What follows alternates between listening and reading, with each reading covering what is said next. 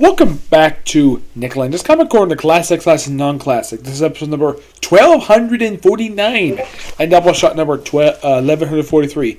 You're probably thinking, like, wait, how is this 1240 even though your last one was 1241? That was actually typed on my part. Yeah, I accidentally mistyped it, so I fixed it, so it's perfectly fine. This was discussing one DC trade, one Marvel trade once again. First up it is Batman and the Justice League Volume 2. This contains chapters 5 through 9 of the manga. Yes, this is an actual manga. Published in Japan, that's translated in English. Yes. That's something interesting about this. Yeah, this is the second volume of this thing. Now, mostly put the story for this one as this. The story starts off with Ocean Master, who releases prison from the last volume for the series, and the first person he sees is Batman as he gets to Gotham City of all places, because Gotham City has to be involved here because it's called Batman Justice League. So he's like, if you step foot in my city, you basically cause international incident or something like that. Yep, and fighting briefly, and then of course they're interrupted by the Joker. Yes, the Joker, who, by the way, does not look anything like its current counterpart. Nope, it looks like it takes a little bit of inspiration from the Heath Ledger Joker for some reason. I'm not kidding. He seriously, the artist took inspiration from the Heath Ledger Joker. Mostly, anyways.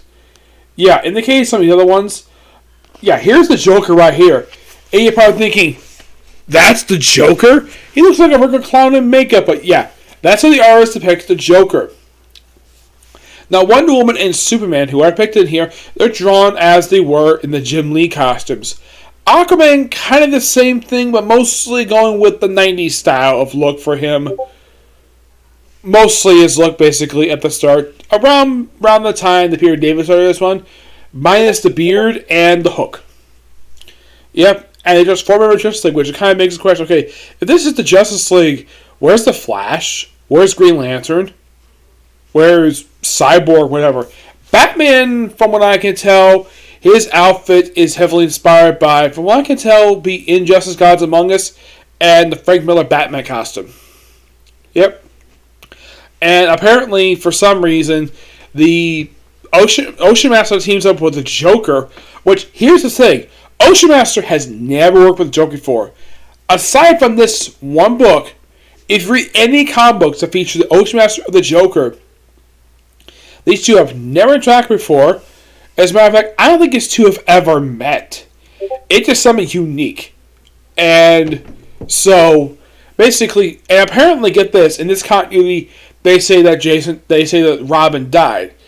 Which one, they don't say. It could be Jason Todd because it involved the Joker. If that's the case, where the heck is Dick Grayson? That's a good question. Also, the kid who showed up in the last time, he's still here too. It's all about basically him. He's here basically sending up people who protect shrine mates and something called the Dragon Pulse, which are the ley lines that are laid across the ocean floor.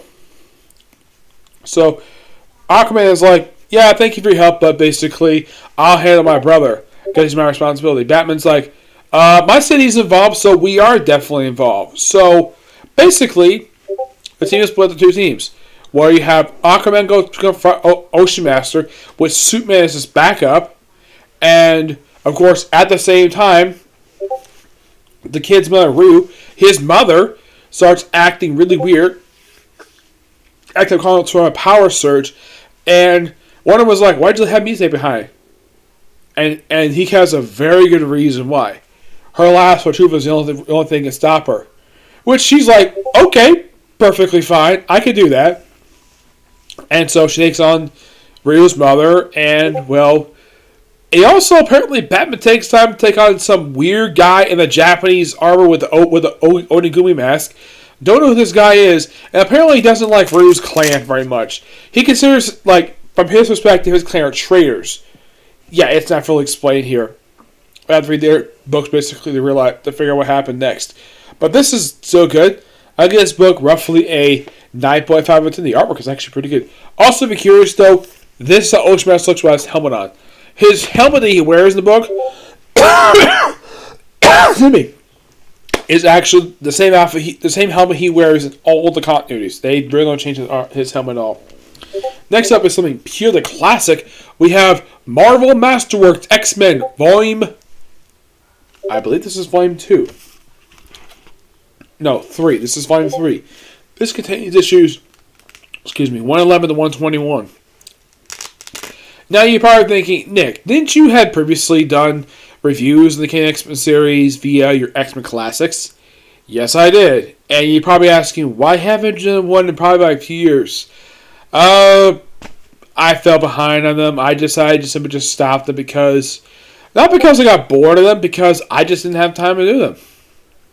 So I officially have stopped the classic stuff and just basically review the trades, review the issues here, and instead of doing like individual issues because, well, also I got a bit of a criticism basically for not showing off the panels long enough or kind of in the way rushed through them. Yeah, that was the reason for that. Now, this book basically is a long civilization story. First, it starts off basically with the X-Men where they're basically open brainwashing a circus. All exception of Beast, who's basically on leave from the Avengers. Yes, in the 70s, Beast was part of the Avengers, believe it or not. Which he still was kind of recently, in the last decade he was. Currently, he's not, for some reason. Yeah, he's not an Avenger. If you're curious, though, what book he's in, currently he's in X-Force. Which seems like the most strangest book for him to be in. I would have thought the main book basically for him. Nope, had it all about the SummerSlam, but that's something else altogether. So apparently the circus is controlled by Mesmero. Yep, Mesmero. Who turns out he's actually just a henchman for Magneto. Interesting. Oh yeah, he also mentions what happens in the pages of Defenders. Yes, there was a brief storyline in the pages of Defenders. This is, of course, the classic Defenders series, where him and the Brotherhood fought the Defenders, with Charles Xavier as a guest star, though he was briefly considered to be a member of the Defenders because of his appearance. And, like, he had his new character known as Alpha, the Ultimate Mutant, who turned on him and turned him and the Brotherhood into babies. Which that was later on done by, I think it was the Stranger who undid it? I believe so. Who restored them. Though it was later revealed that Magneto himself, despite the fact being kind of old, he basically, despite the fact currently being presumably about 100 years old, he has the appearance of a man in his 50s or 60s. And yes, this man had a sexual relationship with Rogue. Because might cost like Age Apocalypse Magneto for some reason. I'm not sure why. So, the X-Men are briefly imprisoned by Magneto, and then they're free because Storm has her headband that she wears, has like a special like lockpick kit because she was formerly a thief before she joined the X-Men. Kudos basically for Chris Claremont remembering that. Despite the fact he didn't create the character, that was Leighton Wee who did that. So, she uses her special lockpick to free everybody. They beat Magneto, but his base decides to collapse. Yeah, and of course, Colossus basically beat the living crap out of Magneto for this, despite the fact he was told not to go in his middle form. Oh yeah, and by the way, this is during a period of time, basically whenever Colossus went from his metal form to his regular organic form, he apparently would fall unconscious. Yes, this was a trope, basically, that Colossus had for a long time, until they probably fixed it so he could just basically act normally. Eventually, Magneto was defeated, and apparently looks like most of the X-Men died, though just Jean and Beast got away. The X-Men themselves, what happened to them? Well, they ended up in the Savage Land. They were there for several issues. William confronting Stegoron. Yes, this character, who, by the way, is the character who was created by the awesome Neil Adams. Yeah, he created him toward the end of the original classic X-Men era, which they mentioned here basically was the last time he was last seen. And we also have Gornik here and Zernanda. I think I said pronounce the name. Yeah, these two are in fact also Kazar villains, believe it or not, because Kazar is here. No, he does play a big role, but it's great to see Kazar again. At least he's not speaking broken English. Because that was the thing Stanley had to do for him, where he originally spoke broken English, and then he basically spoke normally. Probably because he found out that he was descendant of a British nobility. Yeah, that's probably what happened. So, they escape from the Savage Land, and then they end up in, of all places, Japan. Well, first they head to South America, and then some reason head to Japan for some reason. Where in the case of Jean Grey, well, in the case of Professor Xavier, well, Hank comes back, meets Leandra for the first time, so Leandra's like, okay, the X-Men are gone, so shut down the school, come to space with me. He's like, okay. Gets to go to space with his smoking hot alien girlfriend. Yeah, she's by the way an alien princess, which I think any guy basically would like, yeah, Charles Xavier is one of the most luckiest human beings on the planet to be dating an alien princess. A smoking hot one, believe it or not. This right there. She's also the son of freaking birds. Yeah, that's the thing with Leandra. She's the son of freaking birds. Well, the Shi'ar are. Well, the main royal family is. Not all members of Shi'ar like that. I mean, look at the Imperial Guard, for example. They're pretty much comprised of aliens. Heck, their leader is currently the emperor of the entire empire. Though apparently Hickman forgot the fact that he has a son, and they have it where Leandra's daughter is the heir to the throne, not Gladiator's son. It makes no freaking sense at all. So, meanwhile, the Misty Knight shows up here, and of course they mentioned having empowerment on her fist. Fun thing about Misty Knight, she's actually Jean Grey's roommate. Yep. So, and of course this is also kind of where Wolverine meets Mariko for the first time. Yes, Mariko, the woman he would actually try to marry. This is where they first meet, and if you read the classic miniseries that Chris Claremont and Frank Miller wrote back in the around the mid 80s ish. It's a great miniseries. I highly recommend checking it out. Where he actually attempted to marry her, but he got called off last minute. Yep. Of course, they're basically the X-Men here because they're here via invitation from the Prime Minister with some fire checks, which I'm like, really, dude? You were a member of this group, and yet you chose not to basically respect them for that. So defeat the menace that was there because something was like rummaging Tokyo. The long company saved the day, and then they go home, and then of course they're confronted by Alpha Flight. Yes, making their comic book debut. Yes, Alpha Flight. Who this is actually the original version of Alpha Flight that John Byrne himself created with basically these following characters. They have a lineup in here too, and here they are.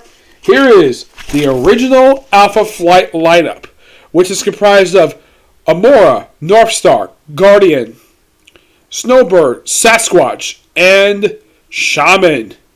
Yep, this is the original John Byrne, Chris Claremont lineup, which later on, this group later got their own ongoing series, believe it or not. I'll probably discuss these guys in the comic book history.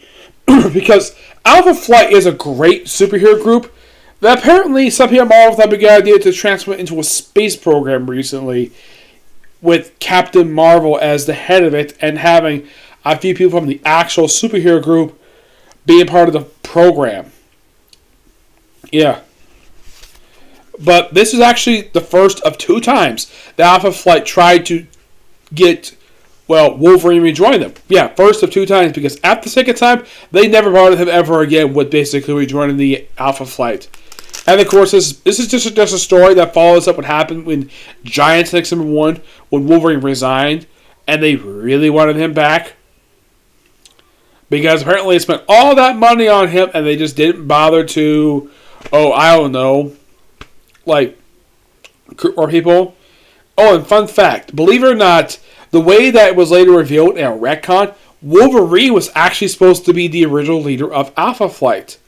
When they had the group known as the Flight, which later disbanded, and Wolverine was supposed to take part of Alpha Flight before he resigned. They joined the X-Men, and that's simply the reason why Guardian basically took it, because he was the only person who could be qualified to do it. Though he himself went through some weird stuff in the original Alpha Flight series, where he died, came back as a cyborg, died again in 2005, but he killed by some being known as the Collective, and then brought back again thanks to Chaos War, and he's basically back with his beautiful wife Heather and their daughter. Yeah, but these issues, all in all, are fantastic, pure classic X-Men. If you're a fan of, if you read this and if you've seen the original X-Men animated series, you get to the episodes when they're in Savage Land and it features Stegarot and Garnak, but man, this seems so very familiar. Because the series took inspiration from these comic books. And I'm going to give this book roughly a 10 out of 10. It's purely fantastic. Love it. It is such a great book. Okay, so that's it for this particular review. I might have time to do one more comic corner site. It just depends if I get 2 more trades done. Yep, but next one will be 2 more X-Men trades. Yep. Oh, and by the way, since in fact I reviewed from the original start of the X-Men era, I pretty much have now reviewed all the way up, mostly up to about 1979, mostly. Yeah, I would definitely say so. I can't think of, I read most of everything related to the X-Men. Their Spotlight years, I have not reviewed everything for that one yet. Yeah, because there's the time between like X-Men 66 and Giant X-Men, it's a weird era basically with the X-Men. This was like have an ongoing series were reduced to be the book became Reaping Book. So Marvel kept them active by having them appear as guest stars, like appearing in Marvel Team Up, number 3. Having Beast get his own brief solo feature in Amazing Adventures. Angel himself got a brief feature in the second, third issue of Cage Volume 1, which was a miniseries, and the conclusion of this was done in Marvel Tales number 30. This is, of course, the second volume of the series, also a print series. Cyclops himself would technically not get one. Mostly just Beast, and, of course, well, Angel got one. Iceman they also featured Iceman part of this too, because he would occasionally appear in the pages of Marvel Team Up, where he teamed up with the Human Torch.